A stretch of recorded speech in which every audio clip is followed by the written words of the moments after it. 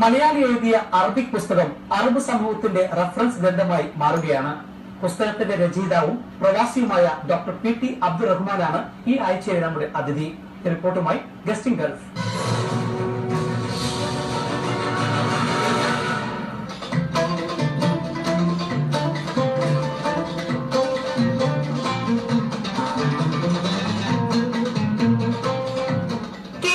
പ്രമുഖ ഇസ്ലാമിക പണ്ഡിതനും സമസ്ത കേരള ജംഇയ്യത്തുൽ ഉലമയുടെ സാരഥ്യം വഹിച്ച വ്യക്തിയുമാണ് EK അബൂബക്കർ മുസ്ലിയാർ. ശംസുൽ ഉലമ അഥവാ പണ്ഡിതരുടെ സൂര്യൻ എന്ന അപരനാമത്തിലാണ് അബൂബക്കർ മുസ്ലിയാർ അറിയപ്പെട്ടിരുന്നത്.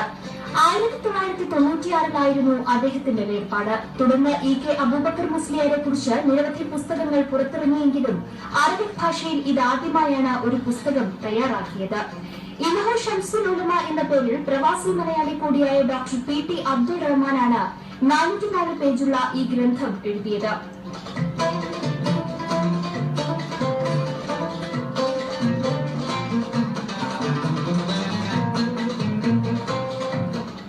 കേരളത്തിന്റെ പുരോഗതിയുടെ പിന്നിൽ പ്രവർത്തിച്ച ആളുകളെ കുറിച്ച് നമുക്ക് പഠന വിധേയമാക്കുമ്പോൾ ഒരുപാട് ആളുകൾ നമുക്ക് എഴുതി പറയാൻ കഴിയും. ശ്രീനാരായണ ഗുരു, അതുപോലെ സ്വാമി വിവേകാനന്ദൻ, വിവിധ ആളുകൾ.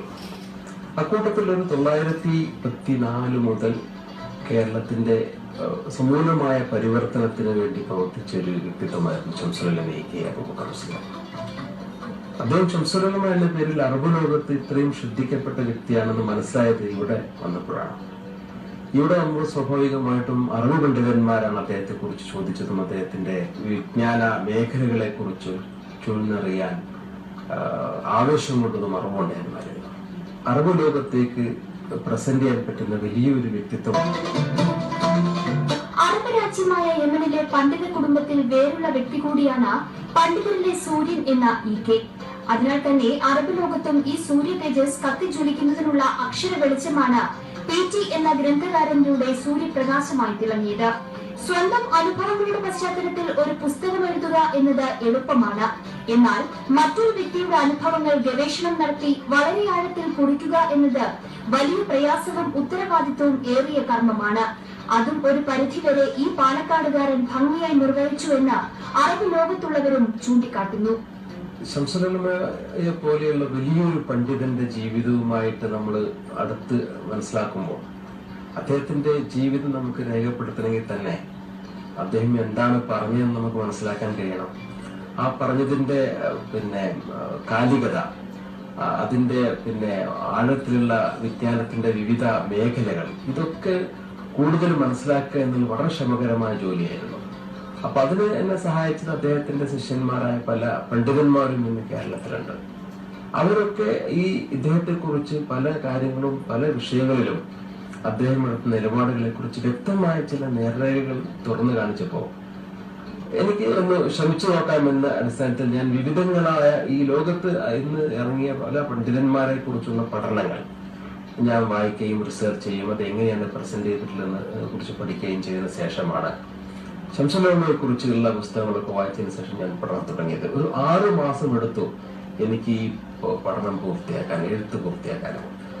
ഇങ്ങനെ EK അബൂബക്കർ മുസ്ലിയാരുടെ ജീവിതം, സഞ്ചാരം, വൈജ്ഞാനിക ഇടപെടലുകൾ എന്നിവയും ഈ അറബ് ഭാഷയിലൂടെ ഒരു പുതിയ ലോകത്തെ അറിയിക്കുന്നു.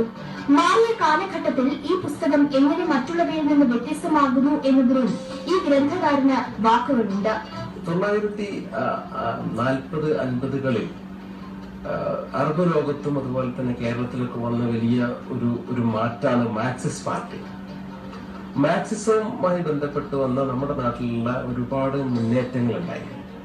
അപ്പൊ അതിന്റെ നല്ല വശങ്ങൾ അദ്ദേഹം ഉൾക്കൊള്ളുന്നതോടുകൂടെ തന്നെ അതിലുള്ള ഏറ്റവും അപകടകരമായ ഒരു വിഷയമായിരുന്നു സമ്പന്നരും സമ്പത്തുള്ള ആളുകളൊക്കെ ബൂർഷകളും അവരൊക്കെ തകർക്കപ്പെടേണ്ടവരും എതിർക്കപ്പെടേണ്ടവരുമാണെന്നുള്ള ഒരു ആശയം വരികയും നമ്മുടെ നാട്ടിൽ നിലനിന്ന ആ ഒരു സാഹോദര്യ അന്തരീക്ഷം ഇല്ലാതാവുകയും ചെയ്തു. ഇതിന് അദ്ദേഹം വളരെ യുക്തിയുക്ത വിഷയം പഠിച്ചുകൊണ്ട് അനലൈസ് ചെയ്ത് അദ്ദേഹം എന്ന് പറഞ്ഞു, ഇവിടെ എല്ലാവരും നിലനിൽക്കണം, ഈ രാജ്യത്ത് നിലനിൽക്കുന്ന സമ്പന്നരും അല്ലാത്തതും നിലനിൽക്കണം. ഉദാഹരണം പറഞ്ഞാൽ ഒരു മനുഷ്യന്റെ സൃഷ്ടിപ്പിൽ തന്നെ ആ മനുഷ്യൻ ഏത് മേഖലയിലാണ് വർക്ക് ചെയ്യേണ്ടത്, ഏത് ജോലിയാണ് തിരഞ്ഞെടുക്കേണ്ടതെന്ന് സൃഷ്ടിപ്പിൽ തന്നെ ദൈവം ചില രൂപങ്ങൾ അദ്ദേഹത്തെ ഫംഗ്ഷൻ ചെയ്ത് വെച്ചിട്ടുണ്ട്. അതുകൊണ്ടാണ് ഇപ്പൊ നമുക്കറിയാം വളരെ ചെറിയ ജോലിക്ക് തോട്ടിപ്പണിയെടുക്കുന്ന ആളുകൾ അവരത് ചെയ്യാൻ ഉണ്ടാവുമ്പോൾ മാത്രമേ ഒരു രാജ്യത്ത് സമാധാനപരമായി അല്ലെങ്കിൽ അതിന്റെ ആ ഒരു കൃത്യമായ പ്രയാണം യാഥാർത്ഥ്യമാകും. എല്ലാവരും ചിന്തിക്കാൻ ഞാൻ തോട്ടിപ്പണിക്കേണ്ടത് ഞാനും പിന്നെ നല്ല ജോലിക്ക് പോകാം എന്ന് പറഞ്ഞാൽ ഈ നാട് എങ്ങനെ മുന്നോട്ട് നീങ്ങും? ഇപ്പൊ ഈ ഇത്തരത്തിലുള്ള മനുഷ്യന്റെ സൃഷ്ടിപരമായ ചില ഫംഗ്ഷനുകൾ അത് തകർക്കാനുള്ള ഒരു ഉദ്യമമായി മാർക്സിസം ആയതുകൊണ്ട് അതിവിദൂരമായ ഗൗരവമായ ഒരു വലിയ നഷ്ടത്തിലേക്ക് ഈ ലോകം കൂപ്പുത്തുമെന്ന് മനസ്സിലാക്കിക്കൊണ്ട് മാർക്സിസ്റ്റ് പാർട്ടിയെ മാർക്സിസത്തിന്റെ ആശയങ്ങളെ വളരെ തന്മയത്തോടെ നേരിടാനും കഴിഞ്ഞു. അദ്ദേഹത്തിന്റെ പ്രസംഗങ്ങളാണ് പിന്നീടുള്ള ഈ മാർക്സിസം ഇപ്പൊ ലോകത്ത് തകരാൻ പോവുകയാണ് മാർക്സിസം എന്നുള്ളത് അദ്ദേഹം 50കളിൽ വ്യക്തമായി പറഞ്ഞിരുന്നു. അറബ് ലോകത്തെ സ്കൂളുകൾ, കോളേജുകൾ, യൂണിവേഴ്സിറ്റികൾ, ഗ്രന്ഥശാലകൾ എന്നിവയും ഇന്നഹു ഷംസുൽ ഉലമ എന്ന ഈ പുസ്തകത്തെ മികച്ച റഫറൻസ് ഗ്രന്ഥമാക്കി തിരഞ്ഞെടുത്തിട്ടുണ്ട്. ഈ പുസ്തകത്തിന്റെ ഫോർവേഡ് തയ്യാറാക്കി തന്നിട്ടുള്ളത് UAE പ്രസിഡന്റിന്റെ അഡ്വൈസറും വലിയ മതപണ്ഡിതനും ഷംസുൽ ഉലമയുമായിട്ട് നല്ല ബന്ധമുണ്ടായിരുന്ന സെയ്ദ് അലി അൽ ഹാഷിമിയാണ്. അപ്പൊ അദ്ദേഹം ഇത് എഴുതുമ്പോൾ തന്നെ പറഞ്ഞത് അദ്ദേഹത്തെ പോലെ ഒരു പണ്ഡിതന്മാർ ലോകത്ത് അറിയപ്പെടേണ്ടയും അദ്ദേഹത്തിന്റെ ചരിത്രം ലോക പണ്ഡിതന്മാർക്ക് എന്നും ഒരു നേർരേഖയുമാണ്. അപ്പൊ അതുകൊണ്ട് തന്നെ അദ്ദേഹത്തെ ലോകത്ത് പരിചയപ്പെടാനും അദ്ദേഹത്തെ കുറിച്ച് മനസ്സിലാക്കാനും ഉപകരിക്കുന്ന രൂപത്തിൽ ഈ പുസ്തകം വേൾഡ് യൂണിവേഴ്സിറ്റികളിലും ഗ്രന്ഥശാലകളിലും അതുപോലെ തന്നെ ലൈബ്രറികളിലൊക്കെ എത്തിക്കാനുള്ള സംവിധാനം നമ്മൾ ചെയ്തിട്ടുണ്ട്.